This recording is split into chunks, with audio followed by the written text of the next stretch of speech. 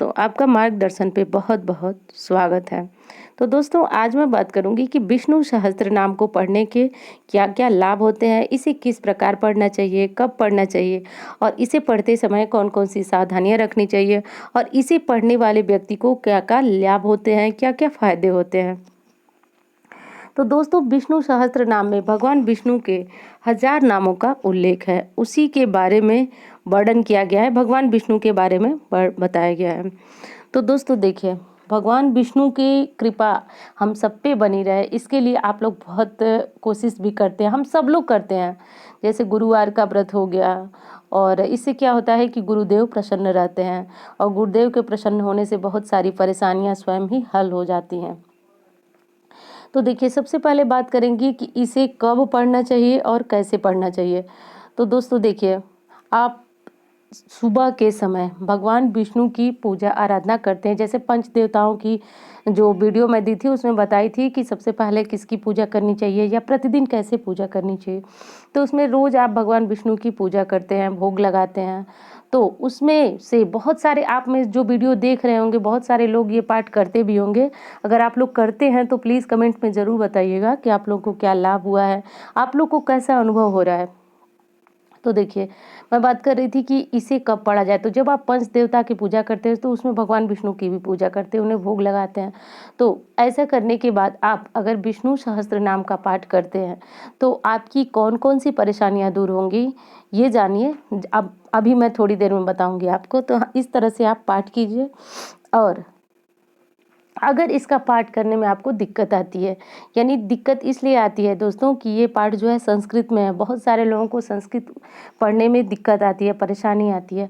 तो आप क्या कीजिए कि आप इसे अपने म्यूज़िक सिस्टम में, मोबाइल में, किसी चीज़ में चला करके और रख दीजिए। बस आस-पास ही रखिए जहाँ से आपको आवाज़ बहुत अच्छी आती होगी।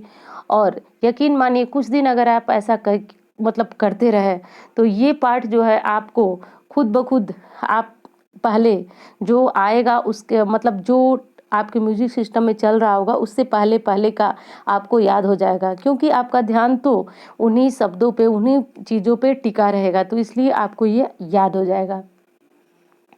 अब अगली चीज़ ये आती है कि दोस्तों, अशुद्ध पढ़ने का क्या मतलब, क्या सावधानियाँ रखनी चाहिए। तो देखिए, अशुद्ध पाठ नहीं करना चाहिए, क्योंकि अशुद्ध पाठ किए आप तो फ़ायदे के बदले नुकसान हो सकता है। तो इसलिए अशुद्ध पाठ करने से अच्छा, इसलिए मैं बोली हूँ कि आप मोबाइल में इसे चला करके रख लीजिए और इसके फ़ायदे आपको मिल जाएंगे। यानी श्रवण और जो ये पढ़ने का महत्व तो है ही, और इसके श्रवण का भी महत्व है। तो श्रवण से भी आपको विष्णु सहस्त्र नाम के संपूर्ण फ़ायदे मिल जाएंगे। क्योंकि दोस्तों, एक परेशानी और आती है कि जब हम लोग पूजा सुबह में करते हैं तो बहुत ज़्यादा टाइम भी नहीं होता है हमारे पास, जिनको बाहर जाना है या जो कामकाजी महिला हैं उन्हें घर में ही बहुत सारा काम होता है। तो ऐसे में वो बहुत सारी पूजा, पहले से माला जप हो गया, भोग लगाना, बहुत सारी पूजा होती है जिसे वो नहीं कर पाती हैं, परंतु वो चाहती हैं कि विष्णु सहस्त्र नाम का लाभ उन्हें मिले।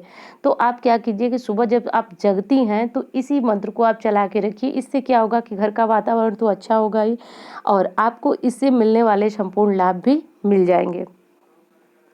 अब देखिए, इसके प्रयोग मतलब जब ये चलता है तो कैसे माँ लक्ष्मी की कृपा बनती है। तो दोस्तों, आप में सब लोगों को पता होगा कि जब ये चलता है, यानी भगवान विष्णु की जहाँ पे पूजा होती है, अर्चना होती है, जहाँ पे विष्णु सहस्त्र नाम का पाठ होता है, वहाँ पे माँ लक्ष्मी स्वयं ही विराजित हो जाती हैं। क्योंकि भगवान विष्णु की जब आप पूजा करेंगे, सेवा करेंगे, तो माँ लक्ष्मी की विशेष कृपा उस जातक पे स्वयं ही बन जाती है। अब इसको करने में क्या सावधानी है, तो सावधानियां मैं अभी बताई हूँ दोस्तों कि ये पाठ जो है संस्कृत में है और उच्चारण सही से नहीं हो पाता है। तो ऐसे में आपका सुन लेना ही अच्छा है, अशुद्ध उच्चारण करना किसी भी स्थिति में सही नहीं है।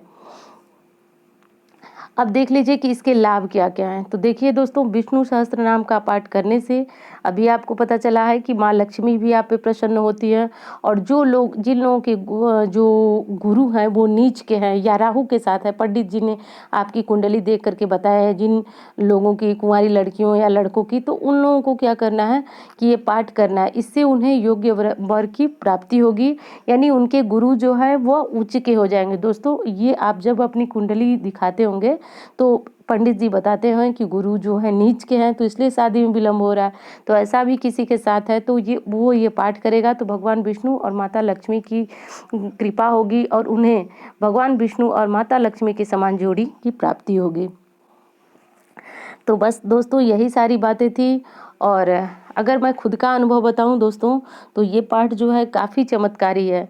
और मैं पहले भी बता चुकी हूँ आपको कि अगर पढ़ने का समय आपके पास ना हो, समय इसलिए कह रही हूँ दोस्तों कि हम पहले से ही बहुत सारा पूजा पाठ करते हैं और दूसरी बात मंत्र जप भी करते हैं और हमें एकदम इच्छा होती है कि हम इस पाठ का भी संपूर्ण लाभ ले लें। तो इसके लिए अच्छा है कि जब आप सुबह जगते हैं तो जगने के बाद आप मोबाइल में या किसी चीज़ में बहुत कम आवाज़ में, तो शोर शराबा करना कोई ज़रूरी नहीं है, आप बहुत कम आवाज़ में इतनी आवाज़ रखें कि आप कहीं भी कोई काम कर रही हैं तो आपके कानों तक यह ध्वनि गूंजे। बस इतना सा करके आप विष्णु सहस्त्र नाम का पाठ कर सकते हैं और इसके फायदे ले सकते हैं।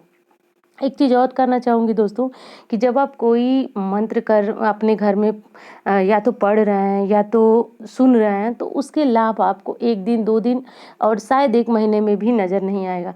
परंतु इस कामों को अगर आप लगातार करते रहें तो दोस्तों आपके जीवन में खुद ब खुद बहुत बड़ा बदलाव आएगा। परंतु हाँ, बहुत सारे लोग होते हैं जो निराश हो जाते हैं बहुत कम समय में। तो दोस्तों ये कोई टोटका नहीं है, ये भगवान की पूजा है और भगवान की पूजा आपको तब तक करनी है जब तक वो प्रसन्न ना हो जाए। और इसके लिए सबसे बड़ी चीज़ होती है वो भक्त का धीरज होता है, उसका प्रयास होता है, जो अपने इष्ट की प्राप्ति में बहुत बड़ा मददगार होता है। तो हमें सबसे ज़्यादा क्या रखना है? हमें सबसे ज़्यादा यही रखना है कि अपने भगवान के प्रति भाव रखना है और पूरी श्रद्धा रखनी है। तो बस इसी के साथ दोस्तों उम्मीद करती हूँ वीडियो आपको अच्छी लगी होगी। मिलती हूँ इसी तरह की वीडियो के साथ। धन्यवाद।